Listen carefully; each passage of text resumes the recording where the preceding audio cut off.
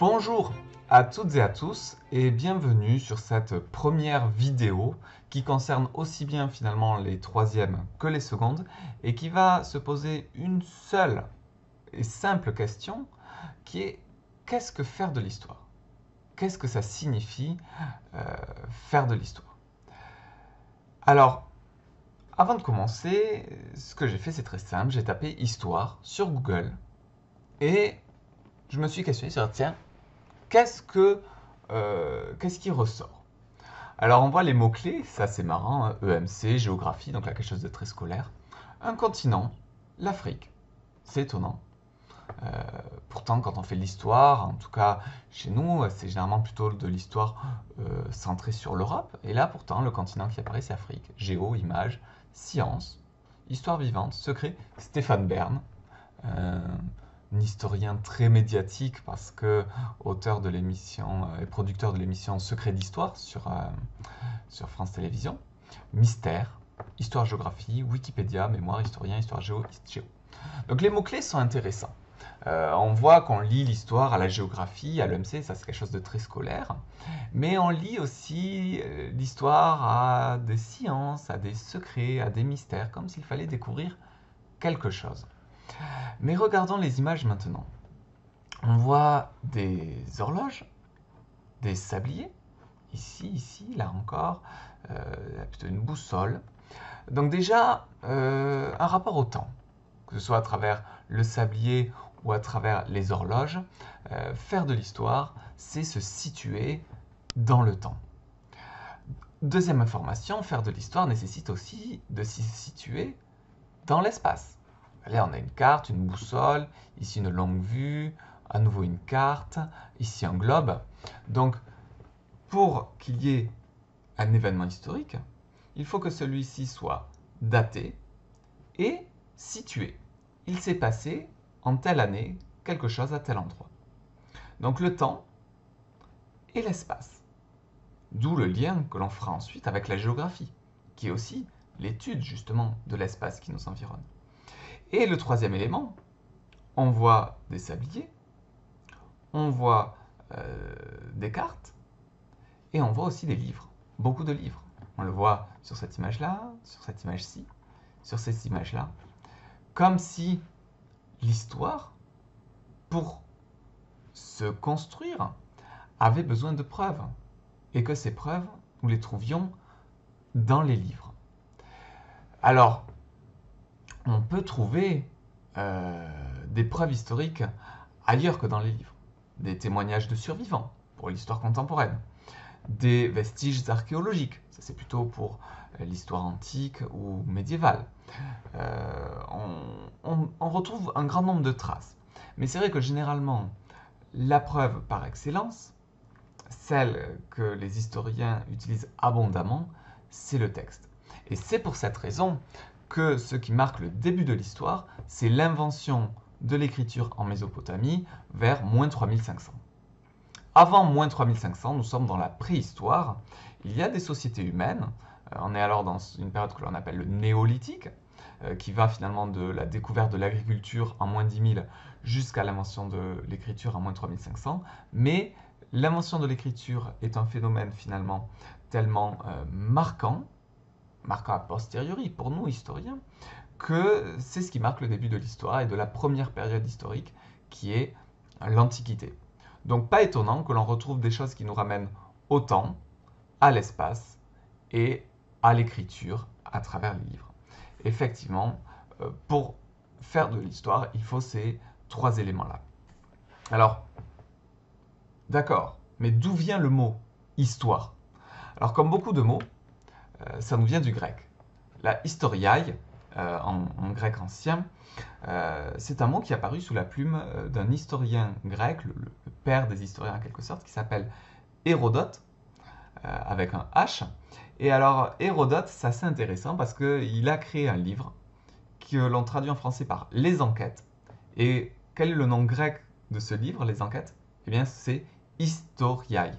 C'est-à-dire que Hérodote a inventé le mot histoire en le tirant du verbe grec signifiant enquêter. Alors c'est assez intéressant parce que Hérodote, c'est un petit peu c'est un voyageur, c'est un grand voyageur qui raconte un petit peu ce que lui il a vu, ce qu'on lui a dit. Alors tout n'est pas vrai dans ce qu'il rapporte, hein. Les historiens sont assez critiques à l'heure actuelle sur un certain nombre de pages d'Hérodote, mais ce qui qualifie l'œuvre d'Hérodote, qui est une œuvre très vaste, hein, c'est cette curiosité. Et effectivement, la principale qualité que doit avoir un historien ou une historienne, c'est d'être curieux, de toujours vouloir en savoir plus, de toujours vouloir creuser, de s'attarder sur les détails, parce que l'on va voir, parfois ce sont des petits détails qui peuvent se révéler avoir une importance cruciale. Donc là, c'est Hérodote que vous voyez sur la sculpture à gauche. Et là, à droite, un grand historien grec, Thucydide, auteur d'une histoire de la guerre du Péloponnèse. La guerre du Péloponnèse, c'est une guerre qui opposa la cité d'Athènes à la cité de Sparte. On va en parler un petit peu en seconde, en début d'année. Mais Thucydide, là où il a beaucoup apporté à la science historique, c'est que c'est le premier qui s'est dit que pour avoir un récit historique qui soit fiable, il fallait croiser les sources. Que c'était important de se baser sur des écrits, de retrouver des écrits, de les compiler, d'y mettre du sens, de faire des liens entre eux, mais que pour un même événement, il était nécessaire d'avoir plusieurs visions de ce même événement. C'est ça que l'on entend par croiser les sources. C'est-à-dire, c'est un petit peu comme si finalement vous vouliez avoir une vision un petit peu objective d'un match de rugby. Si vous demandez à un supporter du Castres Olympique ce qu'il pense d'un match où le Castres Olympique a gagné, il va probablement vous dire que son équipe est la meilleure, qu'elle est fantastique, etc.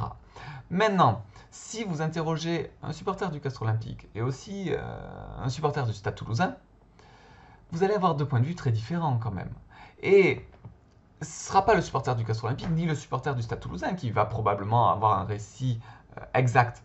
Mais en croisant les deux points de vue, et en essayant de voir en quoi ces points de vue sont biaisés, c'est-à-dire biaisés, ne sont pas neutres, ne sont pas objectifs, sont influencés. Eh bien, en essayant de comprendre en quoi ces deux supporters vont vous donner deux témoignages influencés, vous allez vous dire, bon, mais la vérité se situe probablement au milieu. Et effectivement, faire de l'histoire, c'est tâtonner, enquêter, faire une recherche de la vérité d'un événement que par définition, nous ne pouvons pas voir. C'est-à-dire que l'historien, il étudie ce qui s'est passé avant lui. Ce n'est pas un témoin. C'est là la différence un peu entre le journaliste et l'historien. L'historien, il vient après l'événement et il reconstruit un puzzle dont il manque toujours des pièces. Moi, j'aime beaucoup cette métaphore. Faire de l'histoire, c'est compléter un puzzle 500 pièces avec seulement 60 pièces. Et donc, il faut imaginer qu'est-ce que pourraient raconter les 440 pièces qui sont perdues à partir des 60 que l'on a retrouvées. C'est vraiment cette logique-là. Et c'est pour ça que moi, j'aime beaucoup ce terme grec de historiaï, d'enquête, parce que finalement, la démarche de l'enquêteur de police ou de l'historien, eh bien, elle est assez proche. Que fait un enquêteur? Eh bien, il va écouter les différentes versions. Il va écouter la victime, mais il va également écouter le suspect. Il écoute, il prend des notes, il voit s'il y a des incohérences dans ce qui lui est dit. Il va creuser, il va demander s'il y a d'autres témoignages, il va élargir. Eh bien, c'est exactement pareil quand on fait de l'histoire. On essaye d'avoir une vision globale, de se questionner en se disant que l'on va se rapprocher le plus possible de la vérité, mais que l'on peut difficilement dire à 100% tel événement s'est produit de telle façon. Parce que, eh bien, quand on fait l'histoire, on a toujours un puzzle qui est incomplet. Il nous manque des pièces. On ne peut pas tout savoir sur un événement. Un document peut être bourré de fautes, sans même que l'auteur de ce document soit plein de mauvaise foi. Mais peut-être qu'il a été influencé par son point de vue, peut-être que lui-même il relate des choses qui sont fausses, etc. Donc ça demande d'être un petit peu toujours sceptique. Alors, le sceptique, c'est celui qui ne croit pas forcément ce qu'on lui dit au premier coup d'œil, mais attend de se faire son idée pour être sûr de quelque chose. Voilà, l'historien est un sceptique curieux. Voilà, il ne croit pas ce qu'on lui dit au premier abord, mais ce n'est pas pour autant qu'il n'a pas envie de chercher après. Et du coup, c'est ça qui fait que l'histoire est considérée comme une science humaine. Souvent, le terme science, on l'associe facilement aux physique-chimie, aux maths, à la SVT. On se dit, bon, ben voilà, ce qui est scientifique, c'est ce qui est sûr. Alors ça peut nous questionner. Parce que la physique-chimie du XXIe siècle n'est pas la physique-chimie du XXe et du XIXe siècle. Et des choses qui semblaient parfaitement justes au XIXe siècle ne le sont plus au XXIe, du fait de progrès scientifiques. Donc cette idée des sciences exactes, moi, j'y suis un peu critique. Parce que si les sciences étaient exactes, eh bien, on n'inventerait pas de nouveaux théorèmes en maths, on n'inventerait pas de nouvelles lois en physique qui modifient ce que l'on savait précédemment. Mais quoi qu'il en soit, l'histoire ne prétend pas, elle, être une science exacte. Et science humaine, on est presque là face à un oxymore, c'est-à-dire deux termes qui s'opposent, science et humaine. Si la science, c'est ce qui est certain, c'est ce qui est exact, ce que l'on peut décortiquer avec exactitude, une expérience que l'on peut reproduire encore et encore et où on aura des résultats identiques. C'est ça la démarche des sciences expérimentales. Si je veux faire l'expérience de la gravitation, je fais tomber mon stylo 50 fois, il fera la même chute 50 fois. L'histoire, elle ne se reproduit pas. Elle étudie des sociétés humaines qui sont complexes. Chaque humain est unique et différent. Donc, par définition, l'histoire ne peut pas prétendre à l'exactitude. L'histoire essaie de se rapprocher. Et qu'est-ce que veut comprendre l'historien? Eh bien, il veut comprendre les humains. Comment vivre? Comment penser? C'est pas uniquement une histoire des batailles et des guerres. Ça, c'est un petit peu l'ancienne histoire telle qu'on l'enseignait il y a quelques décennies, où on faisait la liste des batailles, des grands rois, des chefs d'État, et on disait voilà, il y a eu Stalingrad, il y a eu Marignan, il y a eu Waterloo. Mais en fait, excusez-moi, je vais être un peu vulgaire, mais Waterloo, Marignan, Stalingrad, ben on s'en fout un petit peu. Et pourquoi je vous dis ça? Enfin, c'est assez critique ce que je dis, mais pourquoi on s'en fout en quelque sorte de ça? Eh bien parce que même une bataille aussi décisive que la bataille de Waterloo, pour le paysan qui vivait dans le Tarn en 1815, ça n'a pas changé grand-chose. Et donc faire l'histoire uniquement des batailles et des guerres, c'est ne penser qu'au niveau des États, au niveau militaire, au niveau des princes, des rois, des empereurs. Mais l'historien, il s'intéresse finalement autant à Louis XIV qu'aux paysans ou à l'artisan qui travaille à Toulouse au XVIIe siècle. Tout ça l'intéresse. Donc du coup, il y a une nouvelle histoire qui émerge depuis quelque temps, qui est une histoire qui s'intéresse aux sociétés humaines dans leur globalité. Alors certes, on les connaît, les dates des batailles, ce sont des événements qui ont leur importance, mais ça a aussi son importance de comprendre comment les mentalités évoluent, comment les croyances évoluent. Et donc du coup, c'est faire l'histoire de ceux qui sont souvent les oubliés de l'histoire, notamment les femmes. On parle beaucoup trop peu en histoire des femmes. Eh bien, les historiens aujourd'hui essayent de trouver des témoignages pour savoir quelle était finalement la vie quotidienne des femmes à l'époque médiévale ou à l'époque moderne. La vie des plus pauvres, des agriculteurs, qui jusqu'au XXe siècle composaient plus de 90% de la population française. Donc, l'historien doit avoir à cœur de comprendre le quotidien de cette majorité silencieuse du passé. Et pourquoi cette majorité silencieuse? Eh bien, c'est parce que c'est une population qui laissait peu de traces. Pour la plupart, ces gens étaient analphabètes, c'est-à-dire qu'ils ne savaient ni lire ni écrire. Quand on fait de l'histoire qui repose essentiellement sur des livres, sur des écrits, eh bien forcément, des populations qui n'ont pas accès à l'écriture vont laisser moins de traces. Mais il y a quand même des moyens de s'intéresser à eux. On va faire des fouilles archéologiques, se dire tiens, là on a remarqué que dans telle maison, il y avait tant de places par habitant. On va faire les registres de baptême pour essayer d'évaluer le nombre de naissances qu'il y avait à une époque donnée, et du coup se faire une idée de la taille des familles. Voilà, on va étudier tout un tas de sources un peu indirectes pour essayer de comprendre la vie de la globalité. Parce que, et c'est ça que je reproche à un historien comme Stéphane Bern, c'est fascinant, Secret d'Histoire, il va nous parler des princesses, des rois, etc. Mais ça, c'est le 0,1% de la population. Et on n'est pas obligé de s'intéresser uniquement aux gens de pouvoir. C'est comme si aujourd'hui, on disait, bon, ben, on va étudier qu'est-ce que c'est que vivre au XXIe siècle en prenant le cas d'Emmanuel Macron et de Donald Trump. Il n'est pas certain que le quotidien de leur existence soit révélateur de ce que vivent leurs contemporains, c'est-à-dire les gens qui vivent actuellement la même époque que M. Macron ou M. Trump. Donc, faire de l'histoire, ce n'est pas que s'intéresser à ceux qui dirigent, c'est aussi s'intéresser à l'ensemble des populations, de ceux qui ont laissé peu de traces, et ça, c'est notamment ce qu'on appelle faire de l'histoire sociale ou de l'histoire culturelle. Voilà, mais il y a beaucoup de branches dans l'histoire, hein. Il y a l'histoire militaire, l'histoire sociale, l'histoire culturelle, l'histoire du genre. Là, on va étudier finalement comment se construisent le genre féminin, le genre masculin dans une société à un instant donné. Euh, l'histoire économique, bon, et j'en passe. Donc je reviens sur cette idée, l'histoire ne peut pas prétendre à une exactitude. Et ça va poser un problème.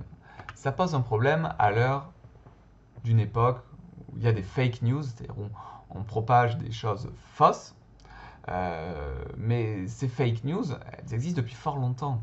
Et c'est ce que l'on appelle le négationnisme. Le négationnisme, c'est nier ou minimiser un événement historique. Par exemple, nier le fait que des millions de juifs ont été exterminés durant la Seconde Guerre mondiale en raison de leur religion. On va dire non, il n'y a pas eu de juifs exterminés, ou il y a eu très peu de juifs exterminés lors de la Seconde Guerre mondiale, c'est du négationnisme. Et pourtant, je vous ai dit précédemment que les historiens ne prétendent pas l'exactitude. Pourtant, un des sujets les plus étudiés en histoire, c'est bien la Shoah, c'est-à-dire le massacre des Juifs et Tziganes orchestré par les nazis et leurs alliés durant la Seconde Guerre mondiale. Il y a des centaines, des milliers d'études sur ce sujet. Et pourtant, il y a des personnes qui sont négationnistes, qui vont soit dire qu'il n'y a pas eu de génocide commis, ou alors le minimiser, dire qu'il y a eu quelques morts à peine. Eh bien, ça a divisé les historiens, cette loi sur le négationnisme. Parce que depuis 1990, c'est la loi Guizot, eh bien, il est interdit pénalement en France de nier l'existence d'un crime contre l'humanité. Et notamment, il y a eu des lois ensuite qui lui ont succédé, le génocide arménien et le génocide juif et tzigane. C'est-à-dire dire aujourd'hui non, il n'y a pas eu de génocide arménien ou de génocide juif ou de génocide tzigane, c'est s'exposer à aller au tribunal.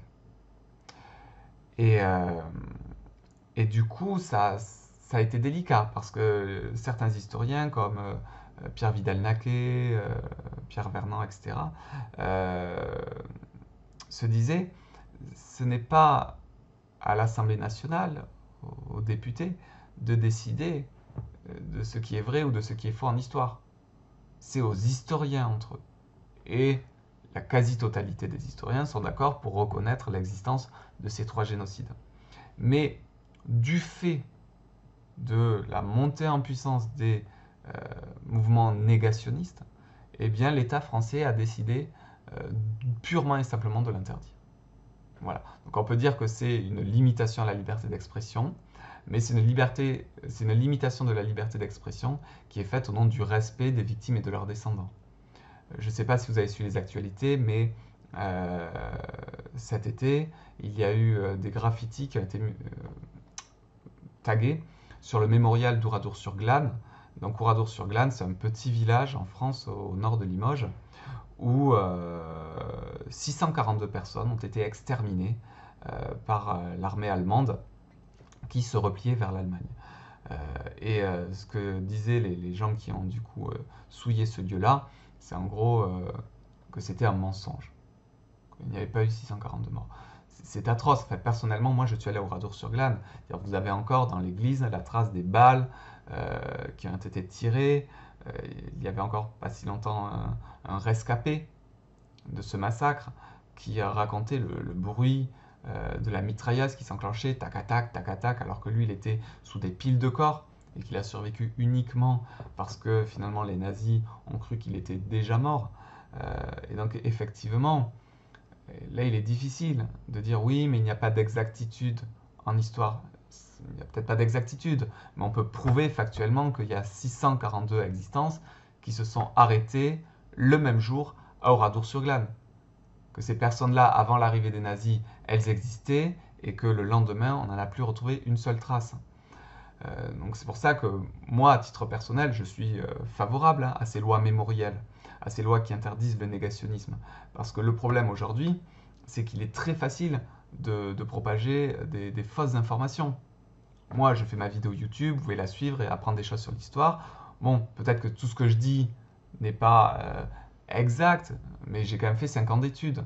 Et j'ai passé un concours avant de pouvoir enseigner l'histoire. N'importe qui aujourd'hui qui relaye un article lu vite fait comme ça sur Internet, sur un site non fiable, va pouvoir aussi se créer sa chaîne YouTube et dire l'inverse de ce que je suis en train de dire. D'où l'importance, vous, quand vous voulez vous intéresser à l'histoire, ce que je vous invite à faire, mais de vous dire qui est-ce qui parle là, en face de moi. Est-ce que j'ai véritablement un historien, quelqu'un qui travaille de façon critique, qui travaille de façon distanciée, ou est-ce que j'ai quelqu'un qui cherche plutôt à instrumentaliser politiquement les choses? Et notamment sur YouTube. Bon, je crois que maintenant certaines chaînes négationnistes ont été fermées, mais on sait bien que ce soit Facebook, Twitter ou YouTube, qu'il y a énormément de fausses informations qui sont véhiculées par ces médias-là. Donc, on le voit, hein, faire de l'histoire, finalement, ça interroge le présent. Ça interroge le présent, c'est parfois polémique, et surtout, ça nous questionne. Ça nous questionne en tant que citoyen. Et c'est en ça que faire de l'histoire, c'est important. Et vous en faites finalement du primaire jusqu'à la terminale. Pourtant, il y en a peu parmi vous qui ensuite poursuivront sur des études d'historienne ou d'historien. Mais tous et toutes, à 18 ans, vous obtiendrez votre citoyenneté. Et cette citoyenneté, elle vous demandera de faire des choix. Notamment avec le vote, qui est un des outils du citoyen pour s'impliquer dans la vie de la communauté. Mais le vote, c'est faire un choix.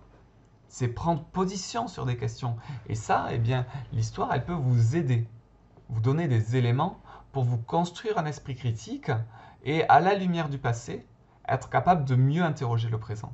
Et je vais terminer sur deux exemples. Deux exemples de très grands historiens français qui siègent au Collège de France. Le Collège de France, c'est une institution à Paris qui regroupe les meilleurs spécialistes au monde, alors que ce soit en histoire ou dans tout un tas de domaines. C'est-à-dire qu'il y a des chaires comme ça d'enseignement au Collège de France en physique, en médecine, en histoire, en littérature, enfin en tout un tas de choses. Donc généralement c'est quand même pour un niveau au moins Bac plus 3, Bac plus 5 les cours du Collège de France. Ce sont quand même des cours assez exigeants, mais ils ont l'avantage d'être en intégralité consultables gratuitement sur Internet. Vous tapez Collège de France et vous cliquez, vous avez le meilleur spécialiste d'une question qui va en parler pendant une dizaine de cours d'1 heure chacun. C'est faisons cours en 1000 fois mieux en quelque sorte. Et donc, un historien que j'aime beaucoup, Patrick Boucheron, qui étudie finalement la période médiévale et moderne, racontait dans un de ses cours qui s'intitulait La chaloupe et l'esquif. Alors la chaloupe, ce sont des tout petits navires, hein, une chaloupe et un esquif. L'histoire d'un naufrage. C'était la nef, c'était le nom du navire, la nef de Quirina, en 1432. Bon, il raconte cette histoire de naufrage.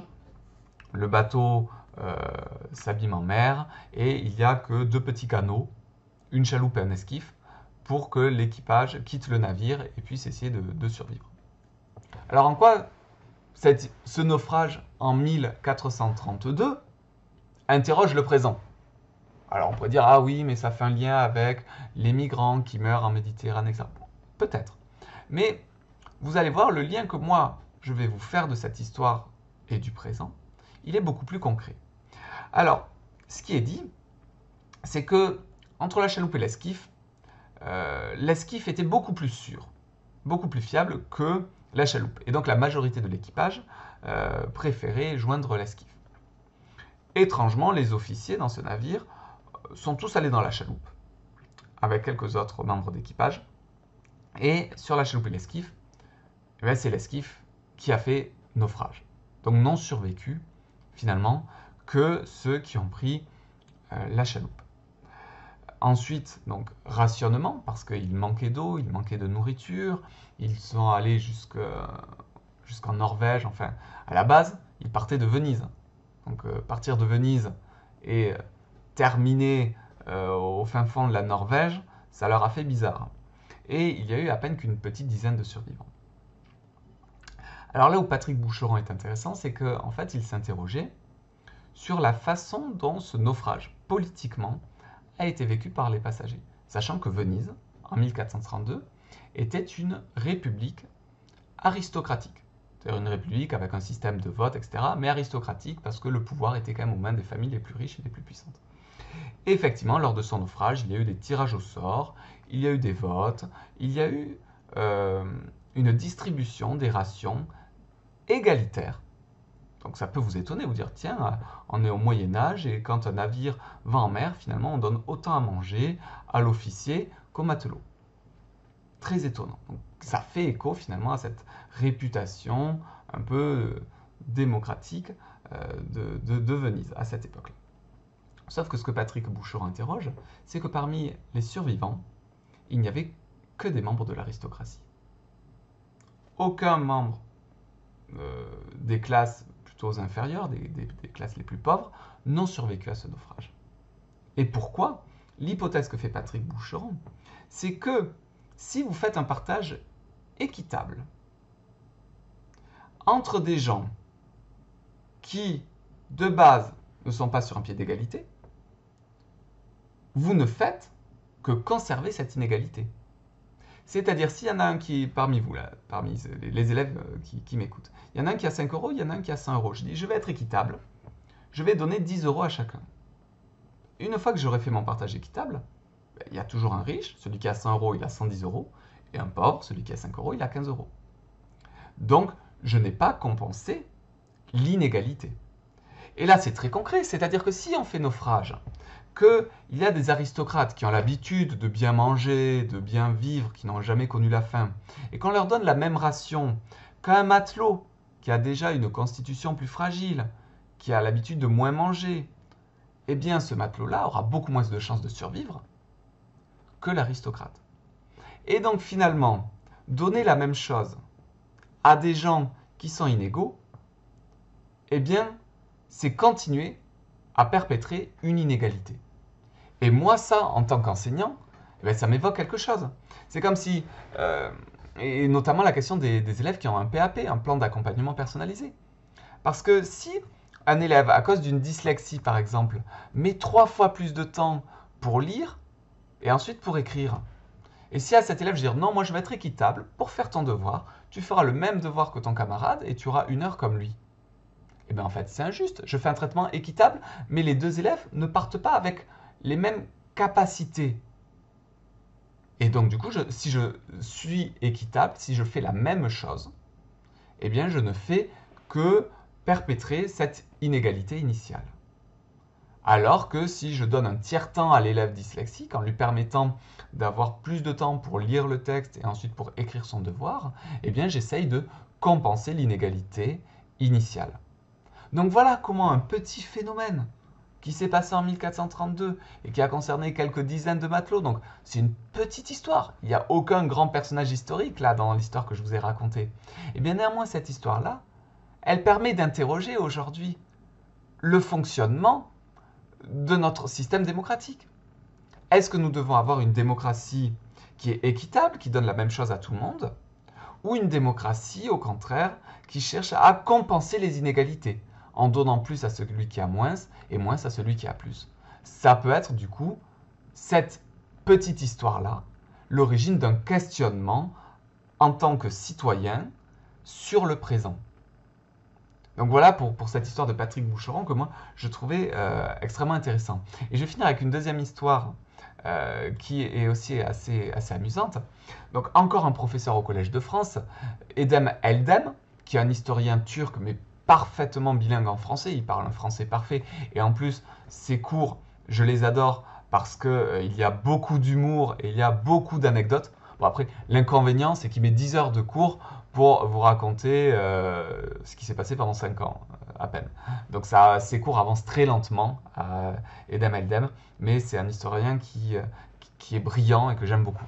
Et il a fait un article qui ressemble à une blague, mais de quelle couleur était le cheval blanc de Franchet d'Espéré? De quelle couleur était le cheval blanc de Franchet d'Espéré? Ça rappelle quelle était la couleur du cheval blanc d'Henri IV. La réponse est dans la question, il était blanc. Et en fait, Edem Eldem prouve qu'il était noir. Mais c'est pas tant ça qui l'intéresse. C'est pourquoi on a dit qu'il était blanc s'il était noir. Alors là, je suis désolé, je vais devoir un petit peu contextualiser. Qui est Franchet d'Espéré?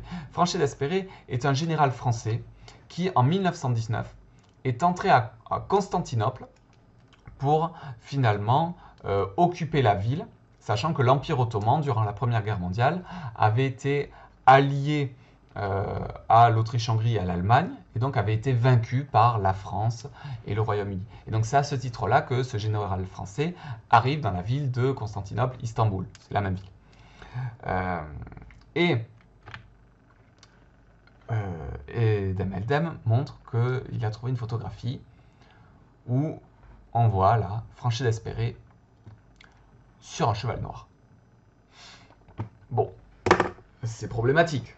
Alors on peut imaginer que la photographie a été truquée, ou que ce n'est pas Franchet d'Espéré, ou etc. Mais bon, nous sommes en 1919, on reconnaît bien les rues d'Istanbul derrière, les soldats défilés, la population derrière, et on a là ce cheval noir tenu par deux poilus français dont on reconnaît les habits. Donc, Franchet d'Espéré, il a un cheval noir. Mais là où Edem Eldem s'interroge, il se dit, mais pourquoi alors dit-on que c'est un cheval blanc? Et il est allé chercher toutes les références, tous les ouvrages historiques où il est dit que Franchet d'Espéré montait un cheval blanc. Et ainsi, il a prouvé que voilà, tous les livres parlant de l'histoire de la Turquie ou de l'Empire ottoman mentionnaient ce cheval blanc. Parfois, certains précisaient que c'était un cadeau grec, offert par des chrétiens, qu'il y avait des insultes, etc., etc. Bon. Mais là où c'est intéressant, c'est qu'il est remonté jusqu'au premier. Et il s'est dit, tiens, c'est en 1950 que pour la première fois, il est mentionné que Franchet d'Espéré monte un cheval blanc. Et cet auteur-là est un auteur nationaliste turc. Donc quelqu'un qui est convaincu que la Turquie serait mieux si elle n'était habitée que par des populations turques musulmanes et qui est plutôt du coup hostile à la présence des populations d'origine grecque en Turquie. Et c'est là où ça fait tout son sens.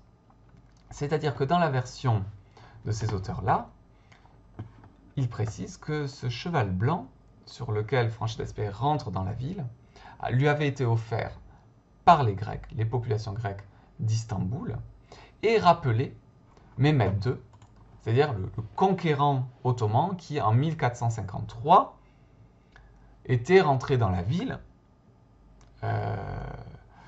et avait fait que Constantinople et l'Empire byzantin s'étaient effondrés et que cette ville était devenue Istanbul. En 1453, c'est une date très importante. Et c'est intéressant parce qu'on n'a aucune preuve non plus que Mehmed II, en 1453, monte un cheval blanc.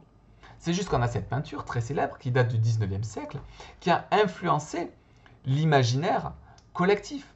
Et donc cet auteur turc en 1950 va juste rajouter cette mention d'un cheval blanc pour montrer que finalement les Français, avec leurs alliés grecs, sont rentrés dans la ville avec un cheval blanc pour rappeler l'entrée dans la ville de Mehmed II et humilier ainsi les populations turques en leur renvoyant finalement le passé et la prise de Constantinople de 1453.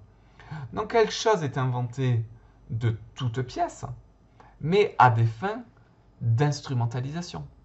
Et ce qui semble être un petit détail, la couleur du cheval d'un général, devient finalement un prétexte à des instrumentalisations politiques.